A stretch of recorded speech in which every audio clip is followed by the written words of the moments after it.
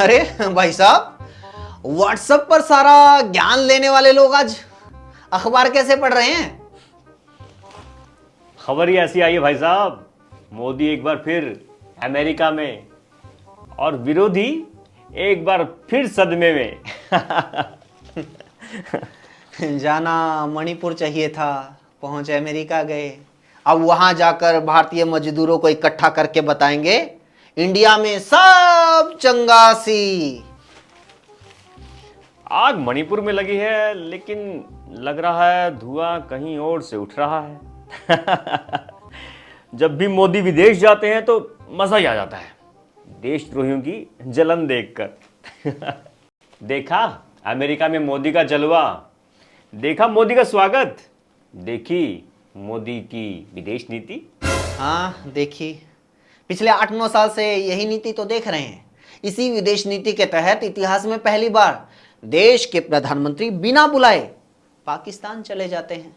इतिहास में पहली बार भारत के पठानकोट में हुए आतंकी हमले की जांच के लिए पाकिस्तान की आईएसआई को भारत में बुलाया जाता है।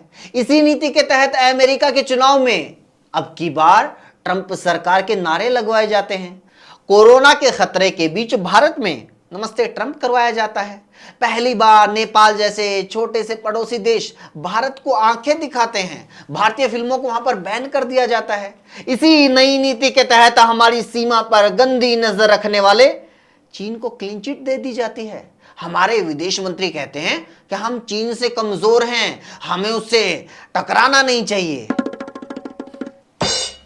नेहरू का टाइम भूल गए कैसे चीन ने हमारी जमीन पर कब्जा कर लिया था।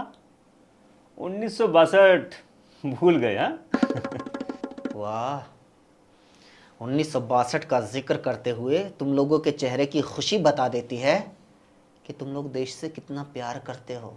बिल्कुल, 1962 में चीन ने भाई बोलकर भारत की पीठ में छुरा घोंपा था, क्योंकि भारत बरसों की गुलामी के बाद आजाद हुआ था। भारत गरीब था, वो अपने नागरिकों के लिए खाना, पानी, बिजली जुगाड़ने में लगा हुआ था। भारत सैन्य साजो सामान जुटाने की स्थिति में नहीं था। उसे नहीं पता था कि कोई भाई दुश्मन बनकर वार कर देगा। भारत को नहीं पता था कि देश में ही ऐसे लोग बैठे हुए हैं जो भारत के साथ हुए धोखे का बरसों बाद भी जश्न मनाएंगे। लेकिन 1962 पर जश्न मनाने वाले ये क्यों भूल जाते हैं कि भारत के जवानों ने सितंबर 1967 में सिक्किम के नाथुला में उसी चीन के 350 सैनिकों को मौत के घाट उतार दिया था। वो ये क्यों भूल जाते हैं कि भारत ने सिक्किम से चीन की सेना को नंगे पैर दौड़ाया था। वो लोग ये क्यों भूल जाते हैं कि भारत ने एक धोखा खाने के बाद अपनी सेना को इतना मजबूत किया कि फिर कभी चीन के हमारे सिक्किम या अरुणाचल प्रदेश की तरफ देखने की हिम्मत नहीं हुई। एक वो दौर था जब भारत कभी अंतर्राष्ट्रीय मंचों पर चीन की आलोचना करने से पीछे नहीं हटता था, और एक आज का दौर है जब देश के प्रधानमंत्री चीन का नाम तक नहीं ले पाते। यार चीन पे क्यों अटक जाते हो? अमेरिका की बात करो ना।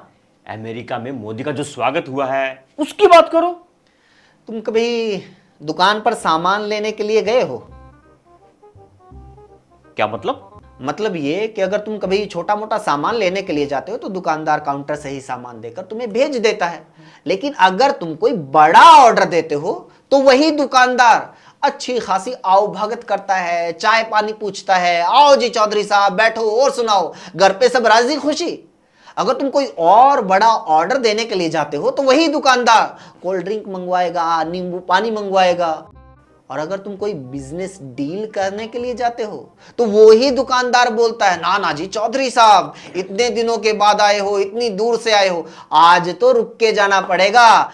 चौधरी साहब इसी बात से खुश वो 10 रुपए की चीज को 15 रुपए में खरीद के ले आता है। यार इस बात का मोदी और अमेरिका से क्या लेना देना है? लेना देना है। अमेरिका उसी दुकानदार की तरह है, एक व्यापारी देश है, और मोदी ग्राहक की तरह है, ऐसा ग्राहक जिसके पास दुनिया की सबसे बड़ी आबादी वाली मार्केट है। इसलिए व्यापारी ऐसे ग्राहक का स्वागत करेगा ही, उसकी आवभगत करेगा ही, उसे चाय पानी भी पिलाएगा, भाषण भी करवाएगा, सम्मेलन भी करवाएगा और ग्राहक से मोटा माल भी कमाएगा। ग्राहक ये सोचकर खुश कि दुकानदार ने बड़ा मान सम्मान किया, और दुकानदार ये सोचकर खुश कि अगर 10 रुपए की चाय में कुप्पा की तरह फूलने वाले ग्राहक मिल जाएं तो मजा ही आ जाए। अच्छा चलो मान लिया यार, अमेरिका तो अपने फायदे के लिए कर रहा है, लेकिन ये जो विदेश में भारतीय बसे हैं, जो एनआरआई हैं, वो मोदी को देखकर इतने खुश क्यों हैं? वो मोदी मोदी क्यों करते हैं, बताओ। कहते हैं कि दूसरे देश में अगर अपने देश का कबूतर भी दिख जाए तो खुशी होती है। मोदी तो फिर भी देश के प्रधानमंत्री हैं। करोड़ों रुपए खर्च करके अगर लोगों को इकट्ठा किया जाएगा तो वो तो मोदी मोदी करेंगे ही।